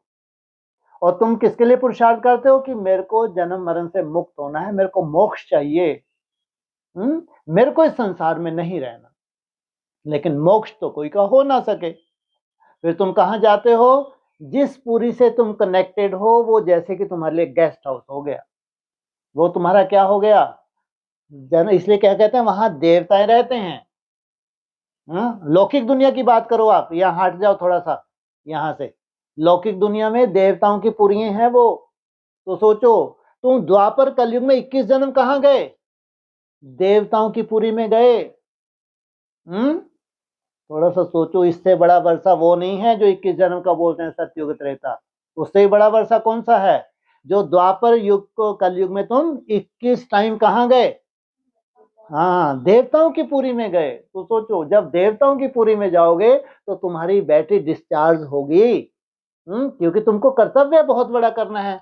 जब कर्तव्य बड़ा करना है तो एज इट इज, जैसा तपस्या करके गए हो, जितनी पावर धारण करके गए हो, उसी पावर से तुम नीचे लौटते हो। सोचो, इसमें मुरली के भी महावाक्य आ गए, हिस्ट्री के अनुभव भी आ गए, जो प्रैक्टिकल बातें हैं, और सूक्ष्म वतन का जो रहस्य हमारे लिए सूक्ष्म, वो कहते हैं देवलोक। इसलिए मुरली के जो ये महावाक्य हैं भगवान के हैं, ये साधारण नहीं है, हाँ इशारे ही देंगे, और तुम्हारी बातें किसी की भी हजम होंगी ही नहीं, जो भी तुम्हारी। इसलिए आप अव्यक्तवाणी उठाओ, लास्ट अव्यक्तवाणी 2017 31 दिसंबर वाली शायद, उसमें क्या बोला, नई दुनिया की सब बातें नई होंगी, रीति रस्म रिवाज सब कुछ नया। और वो भाई था एक दिल्ली का, वो क्या नाम है, शरीर छोड़ दिया अभी, नहीं दूसरा, ब्रिजमोहन भाई, हाँ। तो उन्होंने ऐसे ही दिल्ली के लिए उस वक्त इशारा पूछा था, तो नई दुनिया का बोला था कि वहां सब कुछ नया होगा, वहां रीति रस्म निवास सब कुछ नया होगा, पुराना कुछ भी नहीं होगा। तो ज्ञान नया होगा या पुराना होगा, इसलिए तुम्हारी बातें कोई को हजम नहीं होंगी, लेकिन 16,000 को फटाक से बुद्धि में फिट हो जाएंगी। सोचो, 16,000 को फटाक से बुद्धि में फिट हो जाएंगी, उनके लिए है, ये है राजयोग, प्रजा योग नहीं है। जो राजा क्वालिटी की है ही नहीं तो उनके लिए नहीं है। इसलिए अव्यक्तवाणी में बोला है तुमको पूरे कल्प का वर्षा मिलता है, अक्सर अव्यक्तवाणी में आया, पूरे कल्प के वर्षे की बात आती है। और साधारण मुरली है तो साधारण मुरली, साधारण भाषा में वही वर्डिंग बोलते हैं। तो इसका मतलब ये सब रहस्य चाहे अव्यक्तवाणी है चाहे मुरली में है, उनमें ये सब चीजें, हाँ समझने का दृष्टिकोण हमारा वैसा नहीं था, आपका दृष्टिकोण अलग था। ऐसे ब्रह्मा कुमारी इन सब बातों को अपने हिसाब से बताएंगी, ब्रह्मा कुमारी अपने हिसाब से, लेकिन तुम्हारी अपनी तरह की सूक्ष्म बुद्धि है। तुमने अगर योग बल से ही असली साक्षात्कार होते हैं तो योग बल इकट्ठा ही किस लिए किया तुमने, ताकि एक्यूरेट साक्षात्कार हो। मंथन करना कोई बड़ी बात नहीं, लेकिन मंथन से एक्यूरेट सार निकालना, इसके लिए होता है मन बुद्धि की एकाग्रता। मंथन तो अगर 4 व्यक्ति करेंगे अपनी अपनी तरह का मंथन होगा, एक सा नहीं होगा। उनमें जितनी सुंदर जिसकी एकाग्रता है उतना ही सुंदर वो सार निकालेगा, नहीं तो 4 तरह का मंथन होगा और चारों अपनी तरह से क्या हैं, संतुष्ट हैं और सही भी हैं, लेकिन उसमें फैसला अगर निकलेगा जब भी तो होगा मन बुद्धि की एकाग्रता। जितनी मन बुद्धि सूक्ष्म होगी उतना ही मंथन तुम्हारा सूक्ष्म होगा और एक्यूरेट होगा। इसलिए चाहे 21 जन्म जो बेहद के वो तुम्हारे स्वर्ग के हैं, क्योंकि दुनिया में अपने शास्त्रों के हिसाब से वो देवताएं जहां रहते हैं वो लोक हैं, स्वर्ग लोक हैं। ये जो तुम जिस स्वर्ग लोक में जाते हो 21 जन्म, ये मनुष्य ही हैं, ध्यान रखना। इसलिए आज भी क्या बोला, उनके फीचर तुम्हारे फीचर्स में कोई अंतर नहीं, माना उनके स्थूल फीचर, लेकिन वहां कोई दुख शांति नहीं, क्योंकि प्योरिटी है, दिव्य गुण है, दिव्य शक्ति, इसलिए देवताएं हैं। और उनके फीचर्स जो देवताएं हैं, कैसे हैं उनके फीचर, तुम्हारे स्थूल फीचर जैसे नहीं है, उनके फीचर सूक्ष्म है। और जितनी चीज सूक्ष्म होती है उतनी पावरफुल होती है। इसलिए ये सबसे बड़ी रिसर्च है कि असली स्वर्ग वो है सूक्ष्म देवताओं को, जो सदा ही है। वो अविनाशी है, ये विनाशी है। ये तो वो सुख है जो इंद्र अपने सिंहासन पे बैठा है, तो उसको क्या होना है, नीचे आना ही है, अपनी पदवी से नीचे आना है। इसलिए उन्होंने क्या किया, काग विष्ठा के समान, जो जितने बड़े बड़े साधु सन्यासी क्या कहते हैं, स्वर्ग के सुख काग विष्ठा के समान। क्यों, जो सत्य में जाएगा कलाएं कम होते होते फिर यहाँ आना है, लेकिन वो सुख कैसा है, जो अविनाशी दुनिया है। इसलिए हमने पुरुषार्थ किया है किसके लिए, हाँ, मुक्त होने के लिए, जन्म मरण से मुक्त होने के लिए। लेकिन क्या मिला हमको, अविनाशी दुनिया मिली, जहां विनाश नहीं होता है। वो है असल दुनिया। हाँ, जब एक्टर की बात आएगी तो तुम हो हीरो एक्टर्स। हमारे शास्त्रों में हीरो एक्टर्स की बात आई है। चाहे 16 कला संपूर्ण है, चाहे 14 कला संपूर्ण है, तो वो कलाओं की डेवलपमेंट कहाँ है, कहाँ के लिए, जरूर यहाँ के लिए। और पाठ सतयुग त्रेता में थोड़ी बजाना होता है, जहां संपूर्ण सुख शांति, वहां तुम्हारी कलाओं का कोई यूज नहीं। ध्यान रखना, कलाओं का यूज कहाँ होगा, द्वापर और कलयुग में। तो वही का गायन है जहां द्वापर और कलयुग में तुम्हारी कलाओं का यूज होता है। तो सोचो, जब भगवान की स्टेज पे तुम जाते हो, जिस कलाओं से तुम भरपूर होते हो, उन कलाओं का यूज, जब जब भारत क्या बनेगा, खंडित होगा, उस भारत को अखंड, क्योंकि भारत ही अविनाशी खंड है। अविनाशी खंड है, तो अविनाशी ही अखंड भारत का निर्माण करना। इसलिए तुमको बाबा राजयोग सिखाते हैं, और राजयोग से तुम कलाओं को धारण करते हो। हाँ जी जी भाई साहब, और आज ये भी क्लियर किया कि देवी देवताएं जो हैं वो 16 कला संपूर्ण, हाँ जी, और भगवान आकर भगवान भगवती ही बनाएंगे, सिवाय भगवान की कोई बना ना सके। गुड। तो भगवान भगवती है रचयिता, जो अभी हम समझ रहे हैं संगम युग पर, और देवी देवता है रचना। हाँ जी, बिल्कुल। तो है ना, तो फिर आज ये भी आया कि भगवती सीता भगवान राम हाँ ही जी, बनने का है। 8 जन्म सतयुग में पूरा करके फिर राम सीता के राज्य में आने वाले हैं। ठीक है। तो भगवान भगवती का टाइटल तो यहाँ संगम युग पर ही मिलता है ना। हाँ जी, फिर ये इसलिए तो कई बार कहते हैं केवल जब 4 कलाएं धारण हो जाए ना, 4, 14 नहीं, उसका कितना बड़ा जलवा होता है, वो आगे चल के अनुभव करना। 4 की बात कर रहे हैं, 8 की नहीं। जब कोई 4 कला धारण कर ले, तो जितने भी ये भगवान बन के बैठे हैं ना, जितने भी ये राजाएं बन के बैठे हैं, सब क्षत्रियों का वध कर दे, ऐसी स्टेज में स्थित हो जाती है आत्मा। कहते हैं परशुराम क्या थे, ब्राह्मण थे, क्षत्रियों का वध किया, क्षत्रियों से क्या कर दिया, पूरी पृथ्वी को विहीन कर दिया। तो सोचो कैसी स्टेज रही होगी उस ब्राह्मण की। और फिर इसके ऊपर 8 कलाएं। तो इसलिए परशुराम को कहीं कहीं 8 कला भी बताया। उसके ऊपर 12 कला रामचंद्र भगवान बताई हैं, 14 कला भी बताई हैं। शास्त्रों में 12 कला का ज्यादा गायन है, मुरली में 16 के हिसाब से 14 कला का गायन है, क्योंकि 16 के मुकाबले में फेल हुआ। अब कल्पना करके देखो, अगर 8 या 4 कलाओं का इतना जलवा है, 8 कला में भगवान सर्टिफिकेट देता है क्या, पास विद ऑनर। तुम ऐसी स्टेज में आ गए कि तुम इस जितने भी लाखों ब्राह्मण थे, इन ब्राह्मणों की दुनिया में तुमने पहले पहले क्या किया, पास विद ऑनर, तुमको कोई सजा नहीं मिल सकती। सोचो कितनी बड़ी बात है। करोड़ों दुनिया है, करोड़ों की, लाखों ब्राह्मण हैं, उनमें से तुम पास हो गए, तुमको कोई सजा नहीं मिलेगी, उसको कहते हैं पास विद ऑनर। तो सोचो कैसी स्टेज है। फिर 12 कला की कल्पना करो, 14 कला की कल्पना करो, तो कितनी सुंदर कलाओं से सजे होते हैं 16 कला। और तुमको कहां तक जाना है, कलातीत, एकदम निराकारी स्टेज। सोचो 100% निराकारी स्टेज माना कलातीत, ये है भगवान भगवती। लेकिन ये है रचयिता, तो जिनको जन्म देंगे वो है रचना। तो जो 16 कला संपूर्ण ऊपर से उतरेंगे उनको क्या कहेंगे? देवी देवता। इसलिए 2 मुरलियों में अक्सर बातें आती हैं, तुम भगवान भगवती बनते हो, तुम देवी देवता बनते हो। जबकि भगवान भगवती माना रचयिता और देवी देवता माना रचना। भगवान तो एक ही होता है।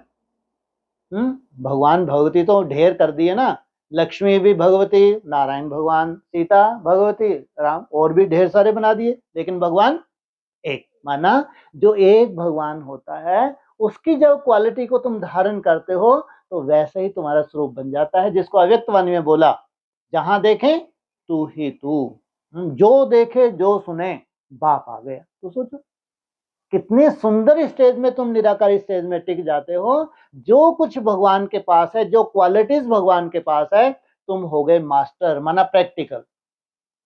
तो वो बात है यहाँ संगम युग की, जिनका शास्त्रों में जिक्र हो रहा है भगवान के रूप में। कितना विरोध करते हैं क्रिश्चियंस हैं, मुसलमान हैं, अरे ये कोई भगवान है जिन देवी देवताओं को तुम मानते हो? वो कहते हैं भगवान एक, लेकिन हम मानते नहीं, हम कहते नहीं हमारे ये भगवान है। जरूर संगम युग पे उन्होंने ऐसी निराकारी स्टेज को धारण किया है, उनका यादगार है। आज भी जो मुसलमान हैं, क्रिश्चियन हैं, वो क्या करते हैं, ढेर सारे इनके भगवान हैं। अरे कोई मनुष्य कोई भगवान होते हैं क्या? उनको क्या मालूम कि भगवान जब आते हैं तो साधारण मनुष्य को कैसा बनाते हैं, उसी निराकारी स्टेज धारण करवाते हैं। कैसे बन जाते हैं? जैसा स्वयं भगवान है वैसे ही वो बन जाते हैं, उनको कहते हैं कलातीत। तो 16 कला 14 कला का जो जिक्र आता है साधारण आत्माएं नहीं है, अगर भगवान का टाइटल मिलता है। इतनी संपन्नता है इन आत्माओं की, जो यूज कलाओं का सतयुग त्रेता में कोई यूज नहीं। यूज कहाँ होता है? द्वापर और कलयुग। हाँ जी। हाँ जी। और भाई साहब आज आया ना कि कोई 1%, कोई 2%, कोई आधा % ही बाप को याद करते हैं। हाँ जी। कितने % तक जाना है? कितने % तक? कम से कम चलो, तो सूद छोड़ो है, 33% तक जाना है। जब हम 33% तक जाएंगे तो बाप करे चल बच्चा पास हो गया, आजा गोद में। सोचो 33% वाले को भगवान सर्टिफिकेट दे रहा है। और ये जब वाणी चल रही है उस वक्त तो राजयोग क्लियर ही नहीं था, है ना। उस वक्त की स्थिति दूसरे मूल्य में क्या बोला है, कोई आधा घंटा, कोई पौना घंटा, 1 घंटा, तो कितनी रिजल्ट निकल रही है? 10 मिनट भी मुश्किल। सोचो ये भी तो मुरली की रिजल्ट है। तो उस हिसाब से 33% के हिसाब से उस वक्त जो स्थिति थी बच्चों की कैसी थी, लेकिन रिजल्ट उस वक्त भी दे दी थी। शरीर छोड़ने से पहले तुम सतो प्रधान अवस्था को प्राप्त करो। जबकि ये कायदा है, अगर कोई सतो प्रधान स्टेज पकड़ लेना तो उसका शरीर नहीं छूट सकता। इसका मतलब उस वक्त जितना ज्ञान था, जैसा ज्ञान क्लियर था, उसी हिसाब से तुम सतो प्रधानता को टच किया तुमने। अभी वाली नहीं, राजयोग की जो सिद्धि हो जाती है वो नहीं। तो उस हिसाब से कितने %? कोई 1%, कोई 2%, कोई आधा %। लेकिन जाना कितने तक है? हाँ, ये भी तब होता है जब पूरा ज्ञान तुमको क्लियर हो। उस वक्त ना तो ज्ञान क्लियर था और माया के अनेक तरह के रूप तो थे ही थे, ऐसा नहीं कि बात माया नहीं थी। लेकिन उस वक्त तो ज्ञान भी एक्यूरेट क्लियर नहीं था, इसलिए बाबा ने फेल बता दिया था। किसको? राम को। कितने से कम हुआ? 33% मार्क्स नहीं लिए। इस वक्त नारायण ने उस वक्त कितने % मार्क्स लिए थे? 33%। हाँ, ये मुरली के महावाक्य हैं कि 33% से कम आए तो फेल हो गया। तो उस वक्त जो पास हो उसने कितने % मार्क्स लिए थे? 33%। 33% माना 8 घंटा। जो 8 घंटा की स्टेज पे ये रेस चल रही है वर्तमान समय, जो 8 घंटा में पहुंचा बोले पास, तू फेल, बैठ जा चुप करके। हाँ, फिर उठ के दौड़, फिर ये पास, फिर पीछे वाला, पीछे वाला, पीछे वाला, सब क्या होते जाएंगे? 16,000 पास।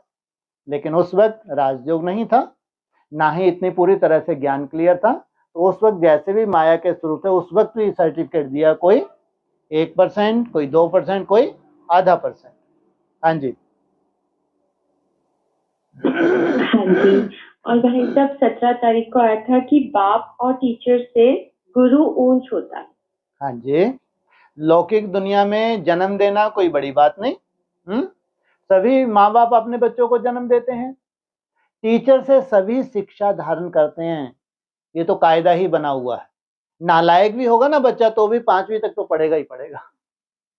हाँ, फिर 5वीं पढ़ जाए, 10 पढ़ जाए, डॉक्टर बन जाए, इंजीनियर बन जाए, IAS ऑफिसर, वो बात अलग है, लेकिन पढ़ेगा जरूर।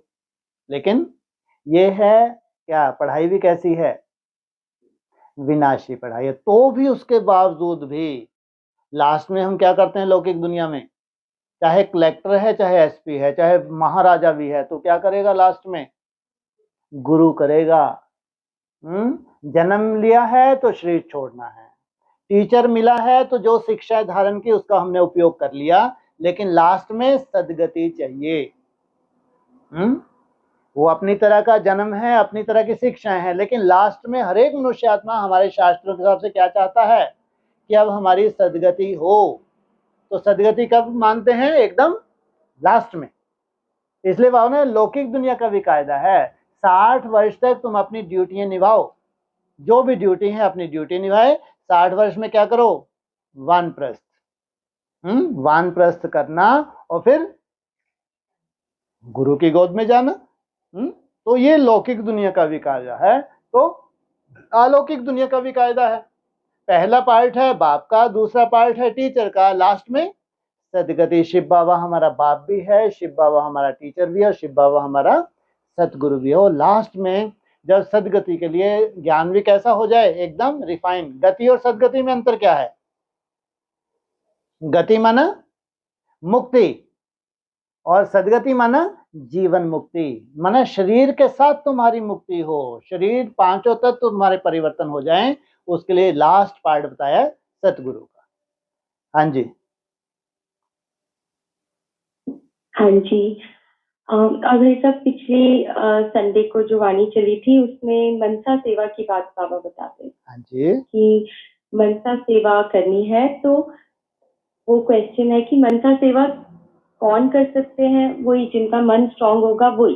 लेकिन हमें मनसा सेवा किसी पर्टिकुलर के लिए हम कर सकते हैं, या फिर हम बस वो बीज में टिक जाए तो वो ऑटोमेटिक होगी। अभी जो घर गृहस्थ में रह रहे हैं इनके अलग डायरेक्शंस होती हैं, जो रिसर्च कर रहे हैं इनके लिए अलग डायरेक्शंस होती हैं।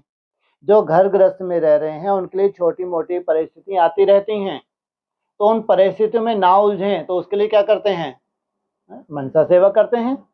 कोई आत्माएं आपकी सहयोगी नहीं है, मान लो लौकिक घर में कोई सहयोगी नहीं है, तो उनकी मनसा का सेवा, जब मनसा सेवा करें तो उनकी बुद्धि क्या होगी, पॉजिटिव होगी। तो मनसा सेवा का बाबा ने अव्यक्त वाणी में डायरेक्शन दी है, जो घर गृहस्थ में रह रहे हैं उनको मनसा सेवा करनी होती है। किस लिए, हाँ, ताकि हमारी यात्रा में कोई विघ्न ना आए, चाहे छोटा मोटा कर्म भोग भी हो, चाहे मित्र संबंधी रिश्तेदारों का कोई भी हिसाब किताब हो, तो उसको चुकतू करने के लिए मनसा सेवा। अब अगर बात आती है तुम्हारे स्टार में पूरी राजधानी समाई, ये है लास्ट स्टेज, फर्स्ट स्टेज नहीं। जब तुम निर्बंधन बन गए, मान लो घर गृहस्थ में रह रहे हैं लेकिन अब कोई बंधन नहीं है, इतना तक तुम्हारा योग बल इकट्ठा कर लिया कि कोई भी बंधन तुम्हारे पास अब नहीं है, फिर कौन सी स्टेज में जाओगे, हाँ, फिर जब तुम उस स्टार में टिकोगे तो उस स्टार का वाइब्रेशन इतना पावरफुल है, तो अगर कोई भी आत्मा विश्व के किसी कोने में भी बैठी है उसी सेकंड तुम्हारे से कनेक्ट हो जाती है। ये है सबसे बड़ी वाइब्रेशन की पावर। इसके लिए चाहिए मनसा की संपूर्ण एकाग्रता। इसलिए वो जो बाबा अक्सर अव्यक्त वाणी में बोलते थे, कौन सी फैमिली चाहिए, रॉयल फैमिली चाहिए बाबा को, है क्वालिटी वाली आत्माएं चाहिए। क्वांटिटी तो बहुत आ गई है लेकिन अभी रॉयल आत्माएं नहीं निकली है, रॉयल फैमिली नहीं निकली है, वो है अंतिम सेवा। इसलिए मनसा सेवा का महत्व, चाहे घर गृहस्थ में रह रहे हैं, चाहे मनसा सेवा आप लास्ट स्टेज में करते हैं, लेकिन क्या है, कंडीशन अलग अलग है। हाँ जी, हाँ जी। तो विहंग मार्ग की जो सेवा बची हुई है वो कब होगी, जब लास्ट स्टेज कुछ आत्माओं की, किन की बात कर रहे हैं, जो विहंग मार्ग की सेवा बची हुई है, जो विहंग मार्ग की, हाँ जी, हाँ, यस, विहंग मार्ग की सेवा तो हम सोचते थे अभी तक कि चारों तरफ तुम्हारे साक्षात्कार के धूम मच जाएगी। विहंग मार्ग का होता है जैसे पक्षी उड़ के जाता है, तुम पैदल चल के चींटी की चाल चलो। अभी तुम्हारी सेवा चींटी की चाल की है, माना इतने बड़े बड़े हमने मेगा प्रोग्राम्स किए, इतने बड़े बड़े क्या करोड़ों रुपया खर्च किया प्रोग्राम पे, लेकिन बाबा ने क्या बोला, अब ये चींटी मार की सेवा है, विहंग मार की सेवा, लास्ट सेवा बताई है वो है मनसा सेवा। तो हम लोग एक कल्पना करते थे कि आगे चल के ऐसे साक्षात्कार की लीला चारों तरफ हो जाएगी, क्या हो जाएगी, जय जयकार हो जाएगी। अभी भी वही गाने गा रहे हैं भक्ति मार्ग में, लेकिन इसकी वास्तविकता क्या है, यही बार बार रिपीट करते हैं कि 16,000 आत्माएं हैं जो पूरी सृष्टि का क्या है, उनको पूरी सृष्टि का आप आधार कह सकते हैं। ये राजयोग है, कितनी आत्माओं को सिखाया है, 16,000 को, 9 लाख को नहीं। वो तो यथा राजा रानी तथा प्रजा, वहां कोई दुख शांति नहीं है 9 लाख को भी, लेकिन राजयोग जो सिद्ध हुआ है वो 16,000 का। ये है बड़ी से बड़ी सेवा। अगर विश्व के किसी कोने में भी वो आत्मा बैठी है जो 16,000 से कनेक्टेड है, और तुम कहीं भी बैठे हो, जब तुम उस स्टार में टिकते हो, निसंकल्प अवस्था होते हो, स्वतः ही तुम्हारा वाइब्रेशन उस आत्मा को टच होता है। यह है विहंग मार्ग की सेवा, तुम गए भी नहीं, और वहीं से वो आत्मा आपके प्रति निश्चय बुद्धि बन गई और आपके क्या हो गई, कनेक्ट हो गई। इसको कहेंगे विहंग मार्ग की सेवा। हाँ जी, और हाँ जी भाई साहब।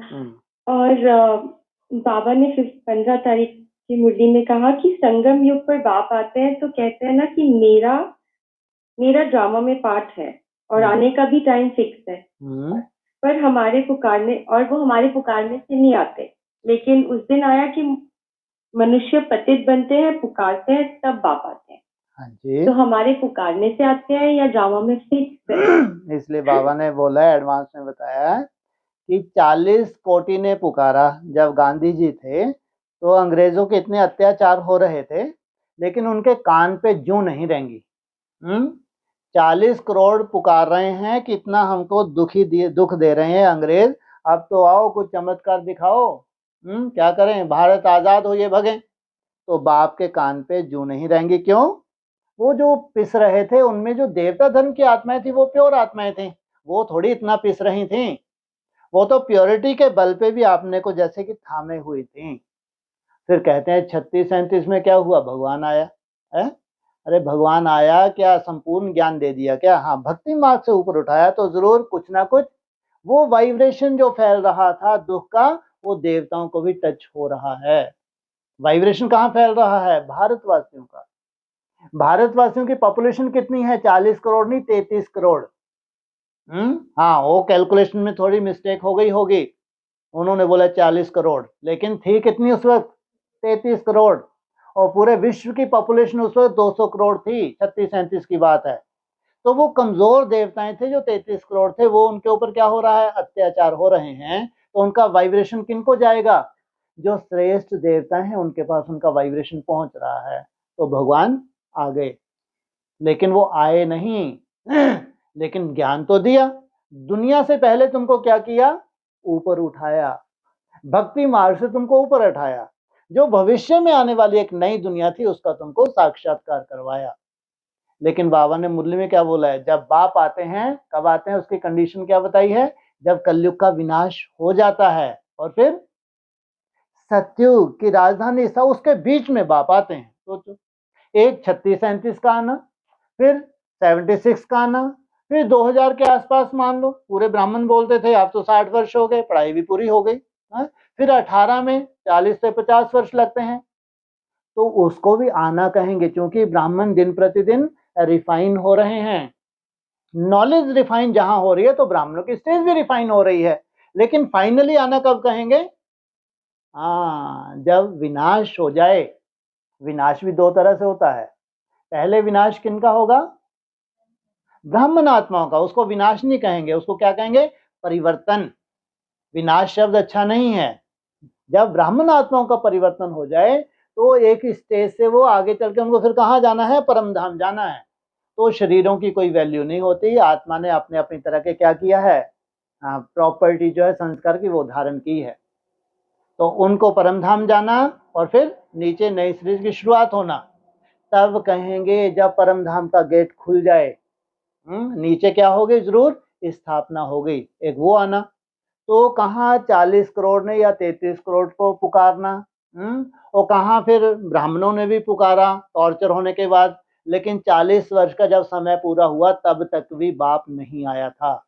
76 में, जबकि 76 में काम पूरा हो जाना चाहिए था, लेकिन तब भी बाप आया। लेकिन इतना सूक्ष्म रूप था बाप के आने का, कोई को मालूम पड़ा? छोटी सी दुनिया थी जिनको बाप के आने का एहसास हुआ। उसका वो 4 अवस्थाओं से गुजर गई वो सृष्टि भी, तब जाके 18 में पढ़ाई पूरी हुई। जब पढ़ाई पूरी हुई तब कहेंगे बाप आया।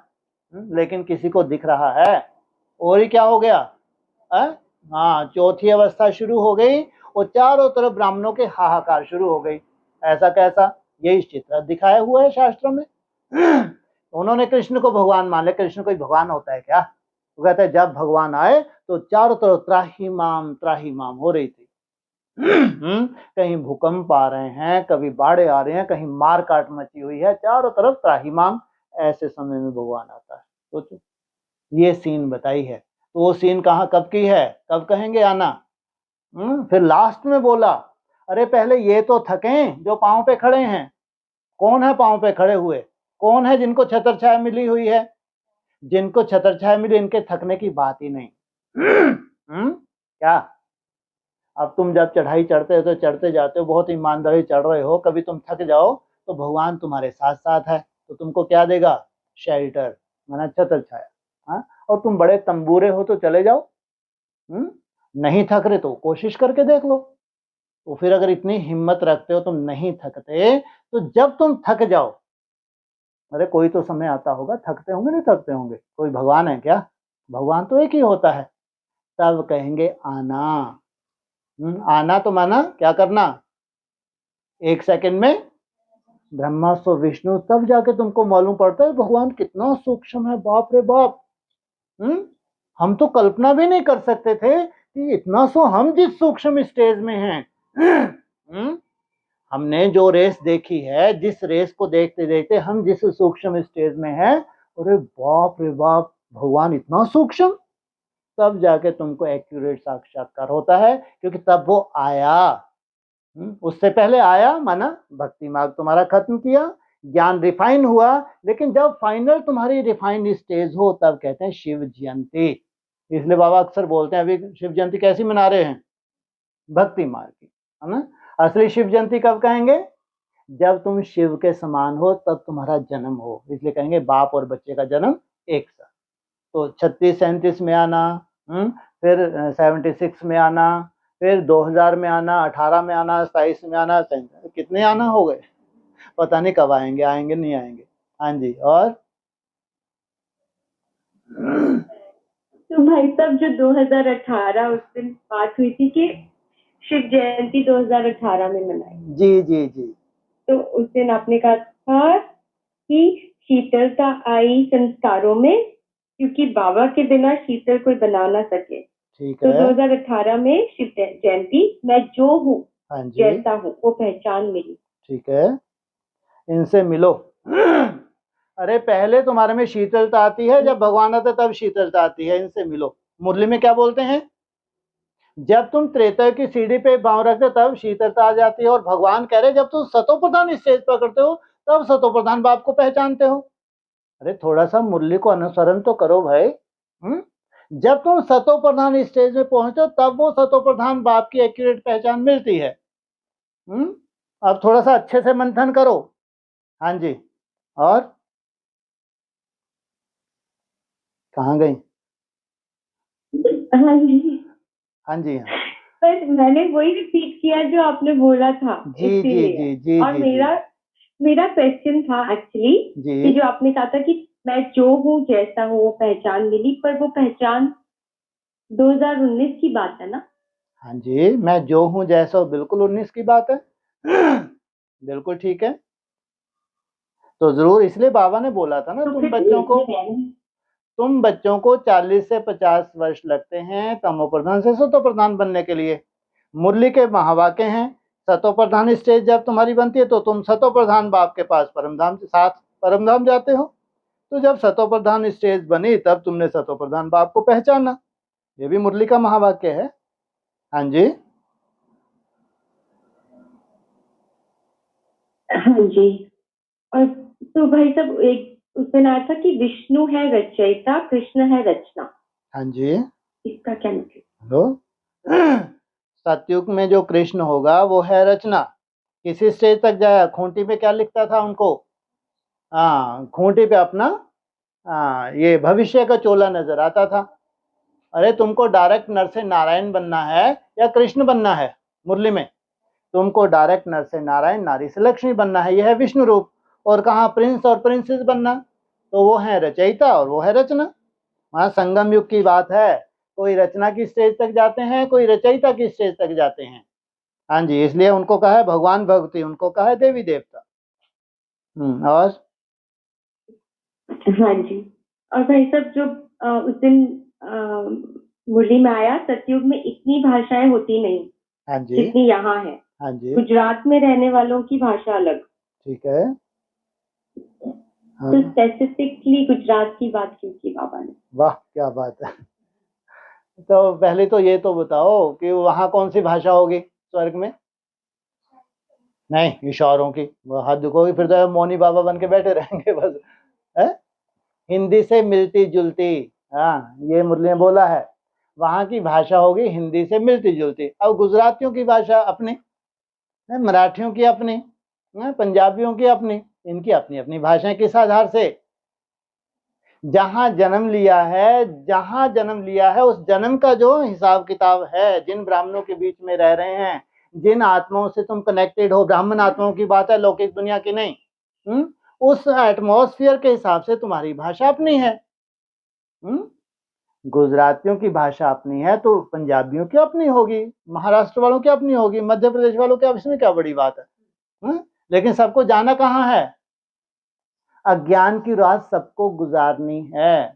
जब तक तुम्हारे अज्ञान की रात नहीं गुजरी तो तुम बेहद के गुजराती नहीं बने। तो क्या है, गुजरातियों की भाषा अपनी है, माना पूरी अज्ञानता से उभर जाना। जब तक तुम बेहद के गुजराती नहीं बने तब तक कहाँ नहीं जा सकते। गुजरात का कौन सा यादगार है? द्वारिका। हाँ, दो हिस्से कर दिए, एक तरफ रावण राज और एक तरफ राम राज। तो द्वारिका में तुम तभी जा सकते हो जब राम राज में जाओ। तो ये कहाँ है? जिनके अज्ञान की रात गुजर गई। हाँ जी, इसलिए आपकी भाषा ना अटलादरा वालों को समझ आएगी, ना और किसी ब्राह्मणों को समझ आएगी। बोले देखो इनकी भाषा ही अपनी है। अभी तक तो फिर भी फोन वोन से जब बात करते थोड़ा बहुत उनको हजम भी होता होगा, लेकिन अब आपकी बातें कोई को हजम नहीं होंगी। चलो, इनकी तो बातें ही निराली हैं भाई, पता नहीं कहाँ की हवा में उड़ रहे हैं ये। हाँ जी, हाँ जी, हाँ जी भाई साहब। याद आया आज का ये पॉइंट है कि तुम जानते हो ये पुरानी दुनिया कब्रिस्तान बननी है, कुछ भी नहीं रहेगा, खत्म हो जाएगा। राम गयो रावण गयो। तो हाँ जी, राम का कितना छोटा परिवार होगा सतयुग में, हाँ जी। और ये रावण, समझना है। रावण का कितना बड़ा परिवार है। अभी ब्राह्मणों की दुनिया में जो 5 विकारों को जिन्होंने नहीं जीता है तो उसको क्या कहेंगे? रावण संप्रदाय। अभी तो सब रावण संप्रदाय है, बाबा ने क्या बोला है, अभी सब रावण संप्रदाय है। अभी कहाँ जाना है? राम संप्रदाय में जाना है, स्वय स्थिति में जाना है, लेकिन छोटा परिवार होगा। कैसा होगा? और रावण का परिवार अभी पुरुषार्थी हैं। जब रावण राज्य में है तो तुम पुरुषार्थी हो, पुरुषार्थ करके जब रावण को जीत लेते हो तब जाके राम राज। तो वो छोटा सा परिवार फिर धीरे धीरे उसमें वृद्धि होती जाती है, पूरी तरह से रावण राज खलास हो जाता है और फिर क्या बचेगा? मात्र राम राज ही बचेगा, रावण राज पूरी तरह से खलास। हाँ जी, जी भाई साहब, एक और प्रश्न है। हाँ ओम जी, शांति भाई साहब। जी जी, ये स्लोगन है आज का, कर्म योगी वह है जो कर्म की कल्प वृक्ष की डाली पर बैठ कर्म करते भी उपराम स्थिति में रहे। हाँ जी, यानी उपराम। गुड। इसलिए कमल पुष्प आपका यादगार बताया है। जो हम घर गृहस्थ में रह रहे हैं, घर गृहस्थ के फर्जों को निभाते हुए, जो भी हमारे फर्ज हैं उनको निभाते हुए, लेकिन साक्षी रहना।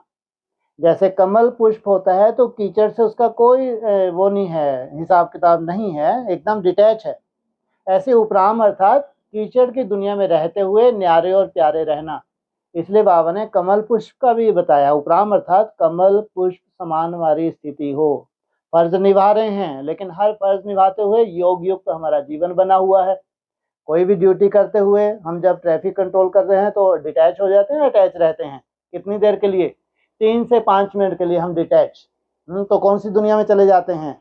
जैसे कि कल्पवृक्ष में कहाँ चले गए? एकदम डिटैच। और फिर हमने निभाया, निभाते समय बाबा की याद भूल गई, फिर कौन सी दुनिया में आ गए?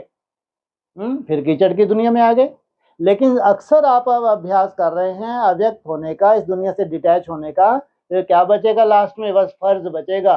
और तुम कैसे हो जाओगे? जिसको कर्मातीत अवस्था कहा है।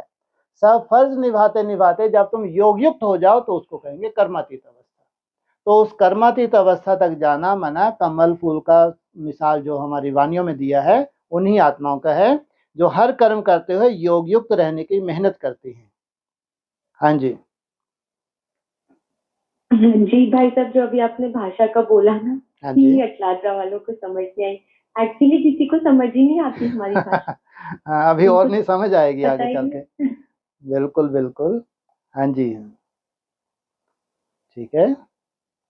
हाँ जी, हाँ जी, ठीक है, thank you. Om Om Shanti. Shanti, Om Shanti.